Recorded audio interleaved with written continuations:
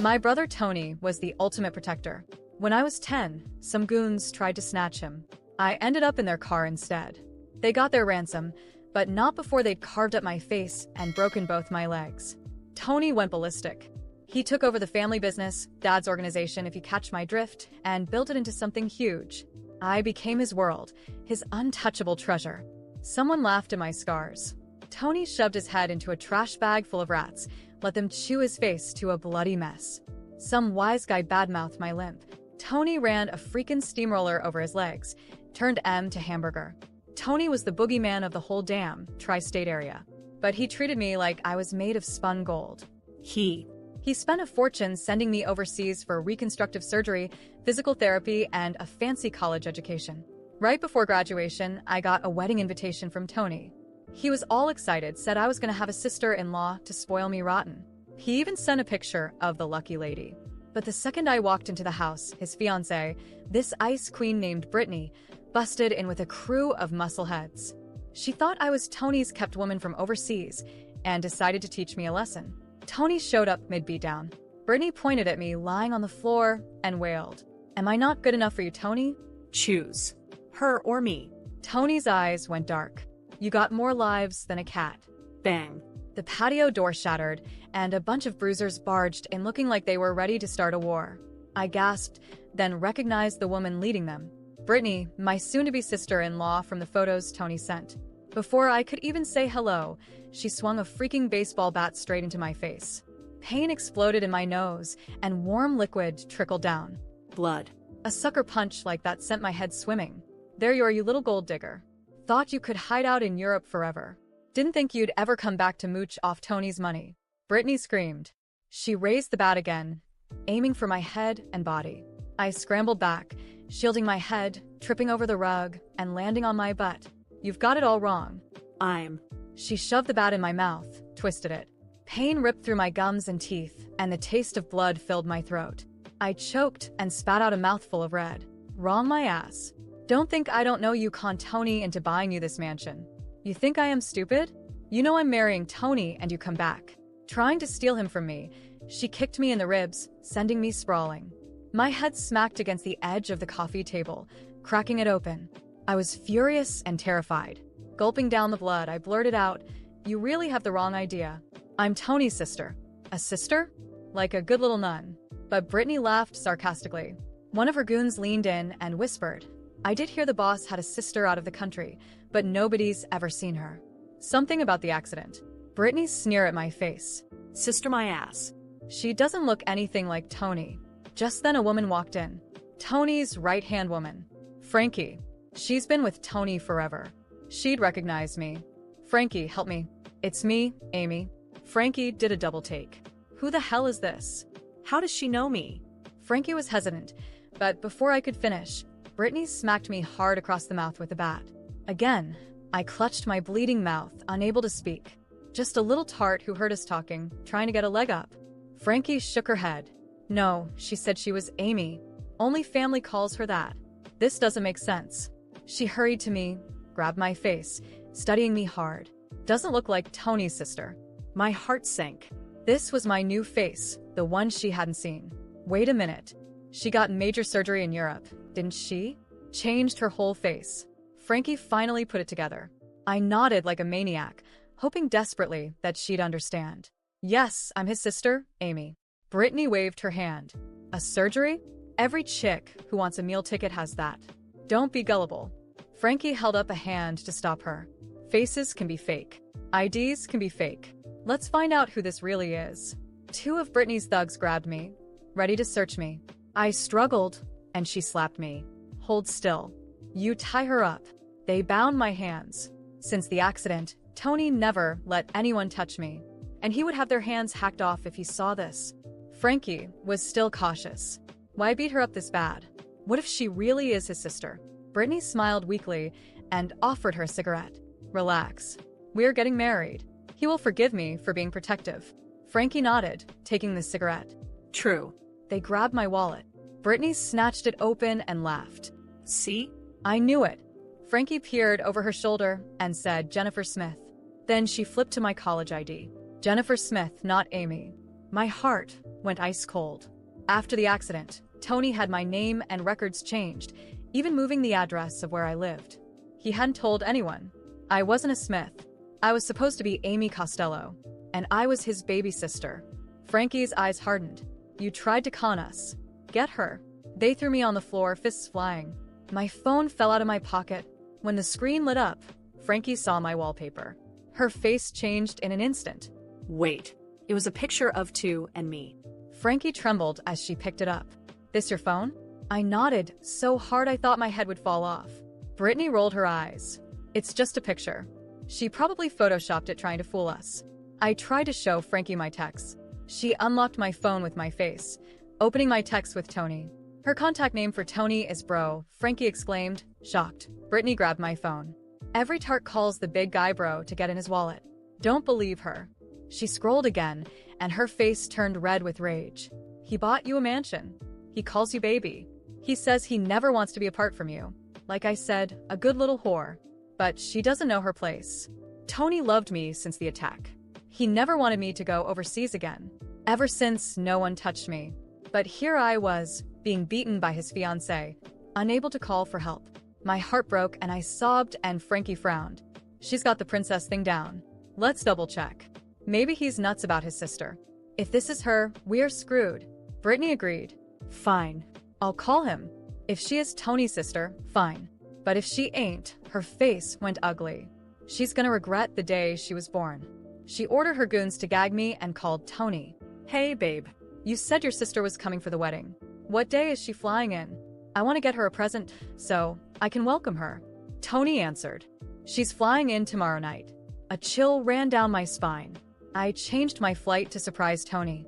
And I was here now. Brittany glared at me. If she hung up, it was over. I bit down on my gag as hard as I could. The goon yelped and let go. Tony, help me. I screamed at the top of my lungs. Brittany's face went white. She kicked me, putting her heel on my mouth. That's just the TV, my love. Amy comes tomorrow night. The phone went dead, and I felt hope fade. Her heel ground into my mouth harder and harder. Bitch trying to screw me. I almost believed you. Her eyes met mine, filled with jealousy. He already decided to marry me, but he still bought you a house. I will make you hurt. She pulled back her leg. The boss always takes care of his women. Since he likes her, let's let her live. You'll be his wife, and he'll pay her money. Frankie agreed. You can be the boss, and he will have some fun. I wanted to curse them. How could they think Tony and I would ever have something beyond a brother and sister? I hated Brittany for thinking that she was everything Tony always warned me about. Once I saw him, I would make him call off the wedding. Brittany saw the rage in my eyes and exploded. You want to mess with me? I will make you hurt. She grabbed a knife and slashed my face. No. I screamed in pain, but Brittany didn't stop. When you're ugly, Tony will only love me. Each cut was like being stabbed in the gut. It took 3 years of surgery to make my face right again. And she was going to ruin it. You're dead. I whispered and Brittany laughed. Screw you, bitch. She sliced my lips and I felt them split open. Brittany pulled back the knife. She stepped back and I heard a voice. Boss, what are you doing here? It was Tony. Tony was here. I struggled to get up, but my legs gave out. Brittany kicked me in the knees with the iron bar, and my legs failed. Frankie panicked, telling her to hide me. If he sees you, he'll kill you. Brittany and the goons dragged me to the kitchen. No sooner had they shut the sliding door than Tony walked in. I told you to get the house fixed up. Where is everything? I just got here. The stuff's in the car. Frankie rushed out to unload the car, and Tony looked around. Yeah, he likes the place. Is this the kitchen? Tony asked the designer and grabbed the door. I saw his outline through the glass and tears burst out. Tony, you have to save me. You. He slowly opened the door. His face changed when he saw Brittany and me. He opened the door slowly. His face changed when he saw Marina and me. For a moment, time seemed to freeze. Marina, still holding the knife, her face twisted in a mix of fury and satisfaction. Me, on the floor, my face covered in blood, feeling the cuts burn like fire, my legs useless after the hit with the iron bar. Tony's eyes darkened. What the fuck is this? His voice was low, almost a whisper, but so full of rage that it sent a chill down my spine. Marina immediately dropped the knife as if it burned her and raised her hands in a gesture of false innocence. Tony, baby, this isn't what it looks like. But Tony didn't even glance at her. His eyes were locked on me. I could barely speak. My mouth was swollen, my lips split, my throat filled with blood. I tried to say his name, but all that came out was a weak, broken sound. Frankie and the other thugs stood frozen, unsure whether to run or stay and watch hell unfold. Tony moved forward slowly, each step echoing in the silent kitchen. He knelt beside me, his fingers trembling as he touched my face. Amy? I barely nodded because any movement sent a wave of searing pain through my entire body. Tony closed his eyes for a moment, as if trying to hold something back. When he opened them again, there was no more doubt, only fury. He stood up abruptly, and without warning, his fist crashed into Marina's face. She fell to the floor with a strangled cry, clutching her now bloody mouth. Tony, I don't understand. That bitch tried to fool you. Fool me? Tony's voice was almost gentle, but I knew what that meant. It was the same voice he used before unloading an entire clip into the face of the man who kidnapped me when I was 10. Marina scrambled backward, trying to put distance between them. She said she was your sister, but she didn't look like you. We couldn't take any risks. Tony ran a hand through his hair, taking a deep breath like he was trying to keep himself in check. And that justified this? He asked, tilting his head toward me. Frankie, who had been silent until now, took a hesitant step forward. Boss, we made a mistake. She changed her face after the accident. We didn't know. You didn't know? Tony let out a hollow laugh. So, because you didn't recognize my sister, you decided to beat her half to death? Tony, please, Marina whimpered, tears spilling from her eyes. Shut up, he said, his voice sharp as a blade. Marina sobbed, but no one moved to help her. Frankie looked down. Everyone in the room knew they were screwed. Tony bent down again, lifting me in his arms with more care than I thought possible. My body screamed in protest, and I let out a weak, pained sound. You're gonna be okay, Amy, he murmured, his voice soft, completely at odds with the fury in his eyes. But I wasn't okay. I had never been more broken in my life. Tony gently placed me in a chair. Then he straightened up, scanning the room. Close the door, he ordered. One of his men rushed to obey. Marina started crying harder. Tony, no. Please. But he didn't even flinch. His gaze turned to Frankie. Who else do I need to bury today? Frankie raised her hands, stepping back. Boss, we messed up. Messed up? Tony's voice turned even colder. And what would have happened if I hadn't shown up? Frankie didn't answer. Tony looked back at Marina. You love me, don't you? You wanted to protect me? She nodded frantically. Yes. I just wanted to make sure no one took advantage of you. Tony tilted his head, as if considering her words. Then tell me, Marina. His voice dropped to a whisper. How should I protect myself from you? Marina's sobs turned into desperate screams. Tony, please, I love you. We're getting married. Tony smiled, but his smile was empty. No. We're not. And without hesitation, he pulled out his gun. Marina screamed, but her cry was cut off by the gunshot. Blood splattered against the wall, the floor, my shoes. Her body crumpled to the ground like a broken doll. Frankie and the others turned pale. Does anyone else have something to explain? Tony asked, wiping his blood-stained hands with a napkin. No one spoke. Good. Then he turned to me. Let's go home, Amy. I wanted to tell him that home didn't exist anymore. That everything I had been through had broken me in ways he couldn't fix. But I didn't have the strength to speak. Tony carried me in his arms and walked out of the house, leaving behind the chaos, the blood, the past. I closed my eyes and let the pain consume me. Tony carried me out of the house, and the world around me seemed to spin. The pain in my face throbbed, my legs were useless, and the metallic taste of blood in my mouth was almost unbearable. But none of that compared to what I felt inside. Rage. Betrayal. Hatred. He placed me in the back seat of the car as carefully as possible, as if I were made of glass. But I wasn't fragile anymore. Not after this. You're going to be okay, Amy, he said, his voice rough, almost like a promise. But how could I be okay? My own sister-in-law had nearly destroyed me, and the only reason I was still breathing was because Tony had arrived in time. What if he had been 5 minutes late? I would have just been another mistake to cover up. Frankie and the thugs stayed behind. I didn't need to ask what Tony would do with them. Anyone who betrayed his trust never got a second chance. The car sped off, and I rested my head against the window, feeling the cuts burn even more. They're going to pay, Tony said after several minutes of silence. I laughed, but my mouth ached. They already have. Marina has been exposed. Marina was just the beginning. I looked at him, feeling my heartbeat quicken. What else are you going to do? Tony didn't answer immediately. His fingers gripped the steering wheel, his eyes fixed on the road. Do you want justice, Amy? I wanted something bigger. I want everyone who knew about this to suffer. My voice came out cold. Tony smirked. Then you're going to love what I have planned. I should have felt guilty. Any normal person would. But I wasn't a normal person anymore. The following weeks were a blur of recovery and revenge. Tony put me in the best hospital in the city, with top-tier doctors and nurses taking care of me 24/7. But he didn't sit around waiting. While I was stuck in bed, everyone involved in my attack started to feel the consequences. Marina's thugs?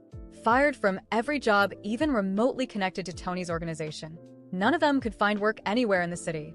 Anyone who tried to help them received a clear message. If you protect a traitor, you pay for it. Frankie tried to flee the city, but Tony caught her first. I never touched her. Frankie screamed when Tony placed her in front of me. I was still in a wheelchair, but my expression was nothing but pure disdain. But you watched. My voice was low, but filled with contempt. And you doubted me. Tony stood still, waiting for my decision. What do we do with her? He asked. I looked at Frankie, seeing the fear in her eyes. She knew she had no way out. I'm not a monster, Frankie, I said. But you knew what they were doing to me. And you stayed silent. She opened her mouth to beg, but Tony motioned with his head. You're out. No one will ever trust you again. You'll never work in this city again. She turned to Tony, desperate. You can't take everything from me. Tony leaned in slightly. You took everything from my sister. I'd say this is fair. Frankie left, but not before hearing my final words. I hope it was worth it. Days passed, and news of what Marina had done spread. We didn't need to do anything but let her deal with the consequences. Her reputation was ruined. The wedding was officially canceled, and everyone knew why. She tried to fix things, claimed it was all a misunderstanding, but no one wanted to be associated with someone who had attacked the wrong person. And then, when I was finally strong enough to leave the hospital, Tony made sure to give me something special. This is yours, he said, handing me an envelope. I opened it and saw the ownership papers for the mansion. My name was on the document. But you spent years away, Amy. You lost so much. This house, this money, it's not a gift. It's what was always yours. I sighed, holding the document. Tony would never let anyone take anything from me again. And when I finally returned to that house, I found no more ghosts. Marina was gone. The traitors had fallen. And me? I was stronger than ever.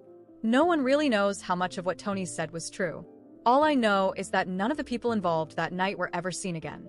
No trace of Marina, Frankie, or the thugs who hurt me. It was as if they had vanished into thin air. I asked Tony multiple times what had happened.